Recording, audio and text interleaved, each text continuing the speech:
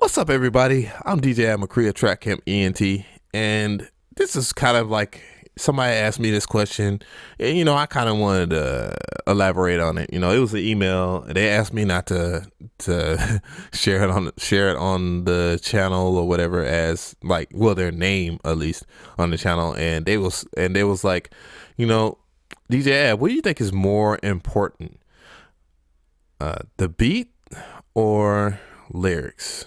So basically, we're talking about beats versus lyrics. Here's my whole entire thing with it. If you can see, like right here, like these two albums right here, that's Dirty Sprite 2, and this is Blueprint. Now, give or take, these two albums, the way if you look at it in a certain way, Blueprint versus Dirty Sprite, they're totally different albums, but what they what they actually have in common is kind of cohesiveness in terms of concept. Also, what they have in common is they have some of the best beats of that era on them. And Dirty Sprite 2 obviously has the best beats of this era, and Blueprint had the best beats of that era, or still dope beats to me in general. I know I'm a little older, so I when it comes to hip hop, I have a very elaborate taste. But beats versus lyrics, like here's my thing. You have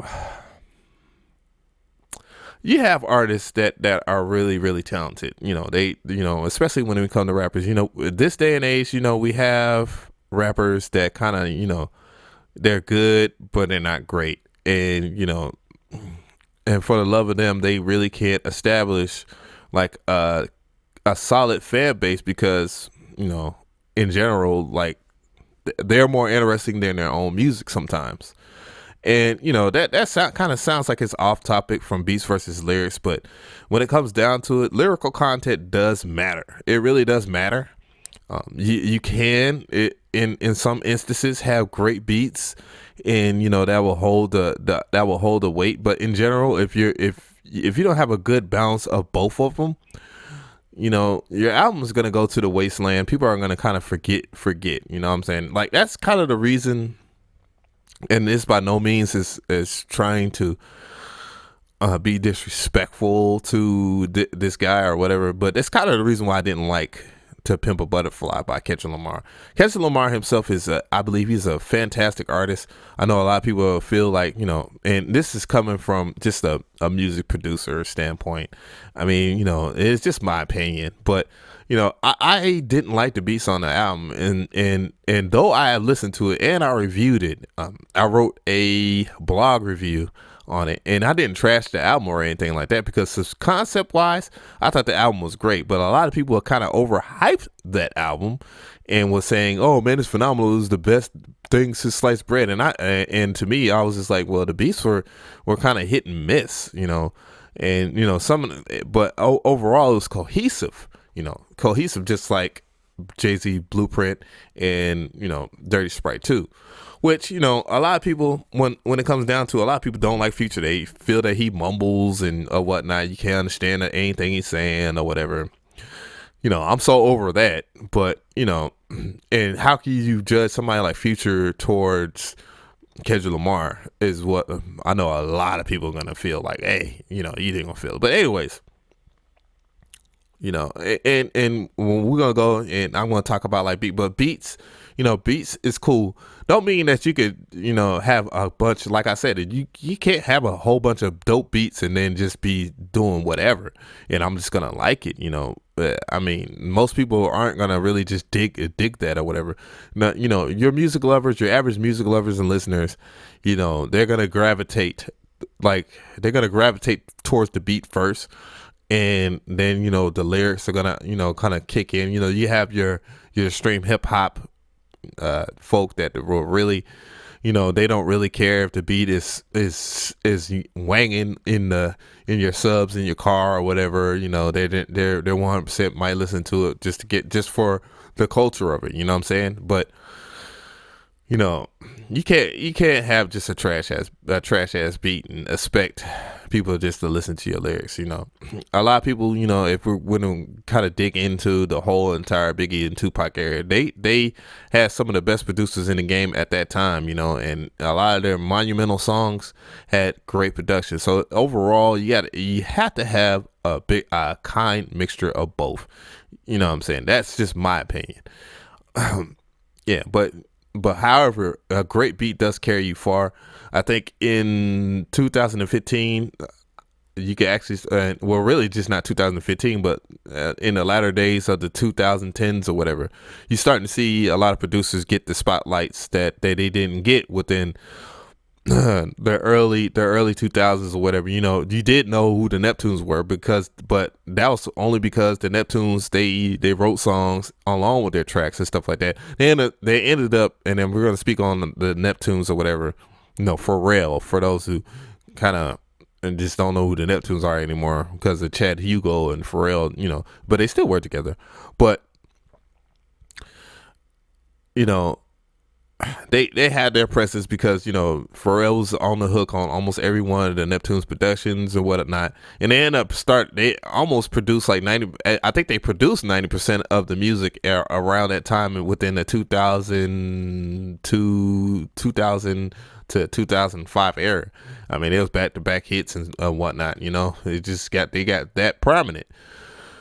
However, you start to see more producers be more significant. Just putting TM88 on your name or within a video on YouTube will get you a good 1,000 hits. Now, whatever quality stuff that you have behind it, it's up to you or wherever you're gonna get the like button or not, or even reach even more than 1,000 hits or whatever. So, like people like TM88 and Metro Boomin and stuff like that, people are actually starting to notice them. And the reason why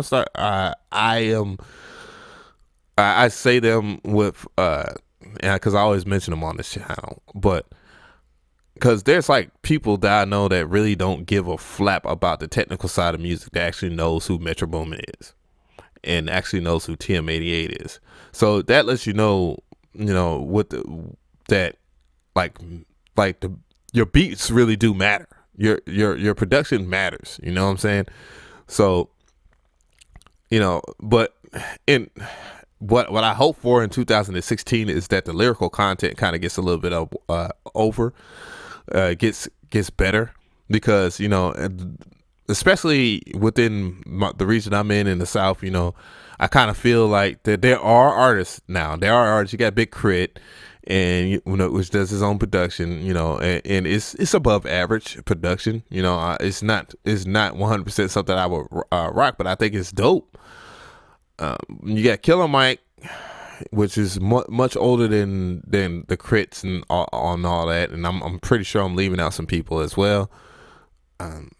Scotty ATL, which you'll hear more about in the future, which is a dope artist, and there are some, but the ones that really represent the South, and I'm just talking about Atlanta, I guess at this very moment, the content isn't where it needs to be, and I mean realistically speaking, but I mean that is for.